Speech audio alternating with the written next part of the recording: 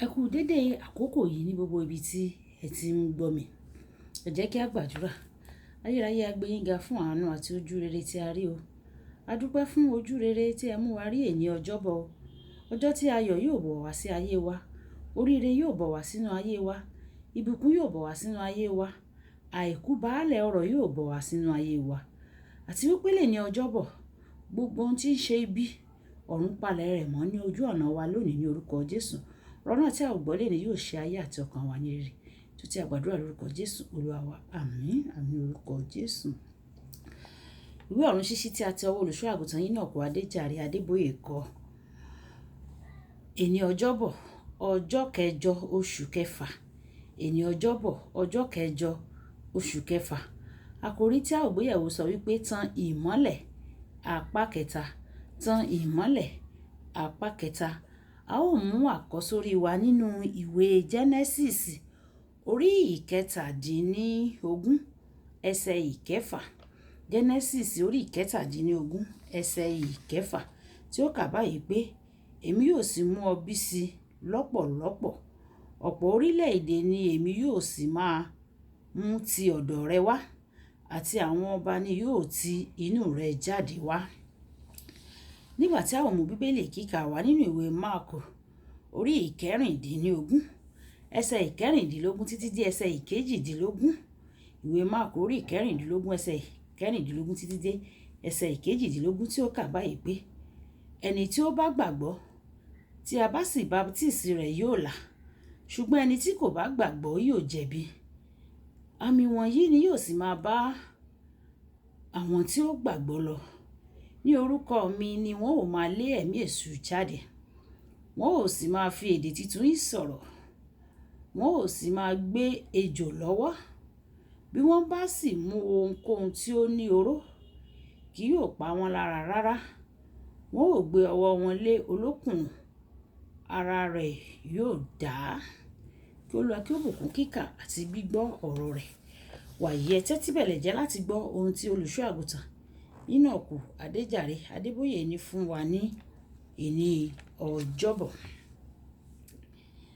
Nínú ìmọ́lẹ̀ kedere ni àwọ̀ ewéko wà o, àwọ̀ ìbísí. Ìwé Jòhánù orí ìkàndógún ẹsẹ̀ ìkíní dé ìkarùn wípé kò sí bí ìmọ́lẹ̀ ṣe lè máa gbé inú rẹ tí wàá yàgàn.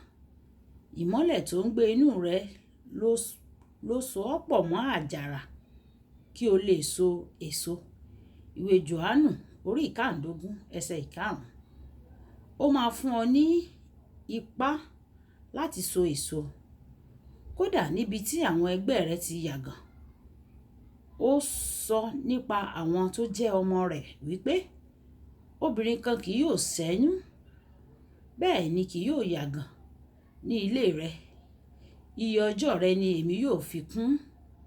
Ìwé Ẹ́kísódù orí ìkẹtàlélógún ẹsẹ̀ ìkẹrìndínlọ́gbọ̀n. Àwọ̀ ewé tún jẹ́ àwọ̀ agbára. Iṣẹ́ àwọn àpọ́stélì orí ìkíní ẹsẹ̀ ìkẹjọ. Tí iná Ọlọ́run bá ń gbé inú rẹ, agbára Ọlọ́run á máa ṣiṣẹ́ nínú rẹ. O nílò agbára láti tẹ̀síwájú. Ẹ̀rọ inú ọkọ̀ ayọ́kẹ́lẹ́ ló máa sọ bí ọkọ̀ ṣe máa sáré tó. Tí iná Ọlọ́run bá ń gbé inú rẹ, wà á ní agbára tó ga jù láti sáré gòkè. Èyí túmọ̀ sí pé tí iná Ọlọ́run bá ń gbé inú rẹ, ìgbéga rẹ yóò máa tètè yá. Lóòótọ́, wà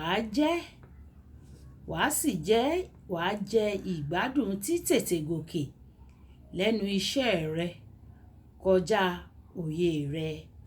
Wà á jẹ ìgbádùn títètè gòkè lẹ́nu iṣẹ́ rẹ kọjá òye rẹ. Ọ̀kan lára àwọn ọmọ mi ọkùnrin wá bá mi. Ó ní òun ní ìfọ̀rọ̀wánilẹ́nuwò iṣẹ́. Ó sì fẹ́ kí n sọ kókó ọ̀rọ̀ kan sáyé òun. Mo wí pé lọ. Ìfọ̀rọ̀wánilẹ́nuwò náà ó máa lọ dáadáa. Ó ṣe àmì. Ó lọ. Ó padà dé lọ́jọ́ kejì pẹ̀lú ìdùnnú pé ìfọ̀rọ̀wánilẹ́nuwò náà ń lọ dáadáa, kódà wọ́n ti gba òun síṣẹ́. igbákejì adarí ilé iṣẹ́ ni o.